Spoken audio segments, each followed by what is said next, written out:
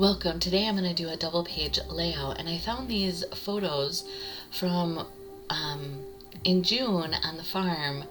Was kind of the one window of opportunity between the planting and the plowing and the getting the field ready, and then you had maybe a week or two before you needed to start the hay harvest. So a lot of times we did machinery repairs, but it was also the time that we could get away and have more time to do some fun things. So typically that's when my husband's siblings and their families would show up.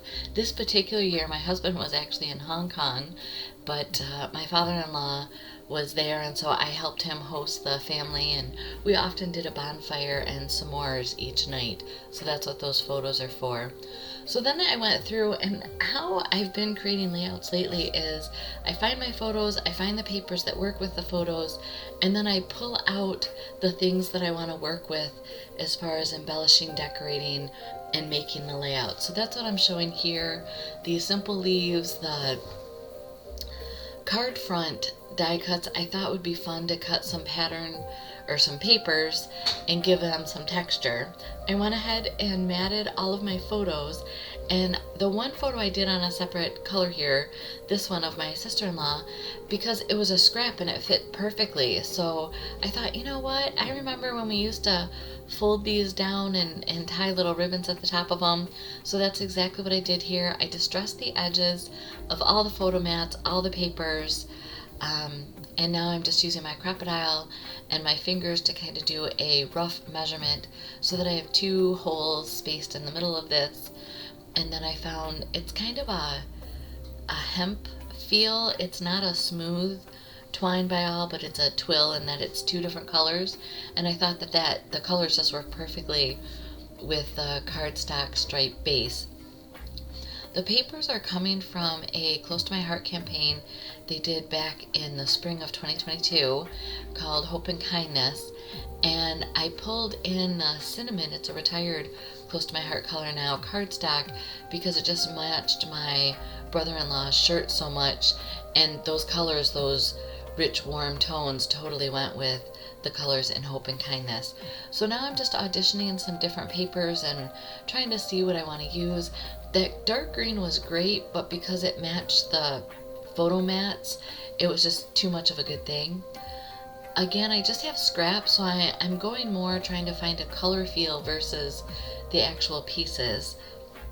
I did go back and use from the Make It From Your Heart Volume 1, one of the sketches here, number 12, and this would be a great layout pattern for using scraps because it really only uses small pieces, or you don't even need a full 12-inch piece. I'm using that as inspiration versus actually cutting to the instructions, but you can cut the pieces that it says and lay it out and you'll have a great layout. So these are the stems from those simple leaves. I went to my Cricut and I was on Zoom crafting. I do that every Thursday with some friends. You can check that out at Crafting with Amanda VIP group if you want to come join the fun on Thursdays. To get my title, because I was like, I don't know what to do with the title, and so I showed them the photos and we talked about kind of the time frame of the year, and they came up with S'more Fun with Family, and I decided to do It's More Fun with Family because I do have several s'more focused layouts from this time of year throughout the time that we were at the farm.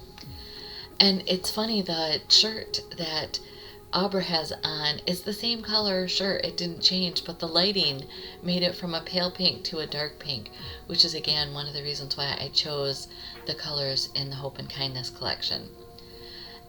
Here you can see that I inked the edges of these full textured backgrounds. They're normally card front thin cuts, but I'm just going to use components of them in this layout. The sample pattern number 12 calls for 4 different colors here, kind of in a gradation pattern, and I'm just mixing it up and seeing what works for me for my layout. In hindsight, I should have used just one of the textured plates and not 2 of them, so I should have done all the quilted or all of the more textured feel from the left page. When it's all said and done, I don't think most people are going to notice that they're different, but in hindsight and moving ahead, I will try to remember not to have too many textures or patterns in my layout. Just kind of something to think about for you. And here I'm lining up where the holes are in this quilted texture between all the pages, and then I glue those together and ink the edges again. I'm putting that twine out so that I remember that I want to have some of it on my right page, just to balance with the twine I put on that photo mat. And I'm showing you here, I cut the its and the with as reverse images because I was thinking that it would be two different tones of green. It turns out that there are two different patterns on the green paper from the Hope and Kindness cardstock, but the color is still too similar to really get that it's different two colors, but they are different sizes. So if you had two-tone pattern paper, you could definitely have the two different colors showing up here, but that's why those are backwards on my mat. And I am showing you this, my W is upside down, I do catch that later along with the I. But what I wanted to show you here is I have paper tape. A lot of times this is used in bandages, and that we have a allergy in our house to adhesive, so we buy this in bulk and have it, and I've incorporated it into my paper crafting.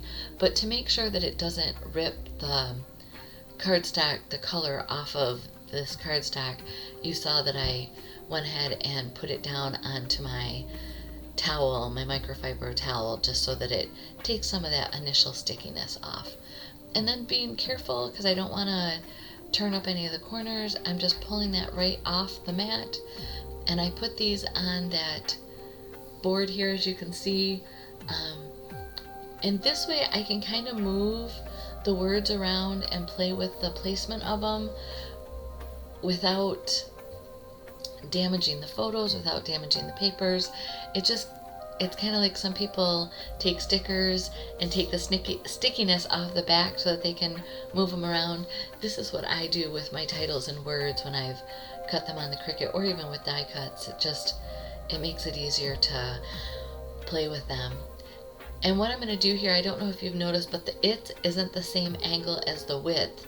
So I kind of take it over to the word width so that they're on a similar slant, and that's just something that helps your eye with continuity. That little corner was up, so I'm adding some glue. Now I'm going to go ahead and dry fit all of these embellishments that I have. These layered leaves that I have, and there's two yellow tone ones that you'll see me use. Those were left over from my Makers with Heart mystery envelope project, and it's kind of nice to use those up. The Adirondack chair is from the Lake House or Lake Life stamp set in thin cut, and we didn't necessarily have Adirondack chairs next to our fire pit, but we did have a variety mishmash of areas to sit on, so the chair kind of just represents that relaxing life. And here I'm going ahead and just taking different textures of the leaves and the different patterns, and then I'll add the twigs from the simple leaves thin cut. I'm trying to decide what tilt I want on that chair. And if you've noticed the yellow butterflies on the farm, one of the bugs that eats our hay is a skipper, and when they start, they're a green, maybe 1-inch worm, and then they cocoon into these skipper butterflies, and they're kind of this orangey yellow color. So I did go ahead and use a punch and punched out just a solid of this Sundance color to represent those skipper butterflies, because anytime you walked through any of the tall grass, your legs would kind of just be cascaded with this flurry of the skippers. And I wanted to have lines because I don't know about you, but if I freeform right, I end up going downhill or uphill. But by using the tone on tone with the stamping lines, those kind of hide. And then I did in the bottom corner on the right page make a little note about the skippers. And I'm showing you here that when I pulled off the tape on that U, it did pull off some of the color. So just with a Q-tip dipped into that pine ink and then my Cricut spatula, I touched that up so it looks perfect. Here's how you can connect with me on social media. I did talk about that Crafting with Amanda VIP group for our weekly crop. If you haven't subscribed to my channel, please do. I would really appreciate that. If you are a subscriber, you're awesome. Thank you so much. Here's another video you may be interested in. Hope you have a blessed day. Bye-bye.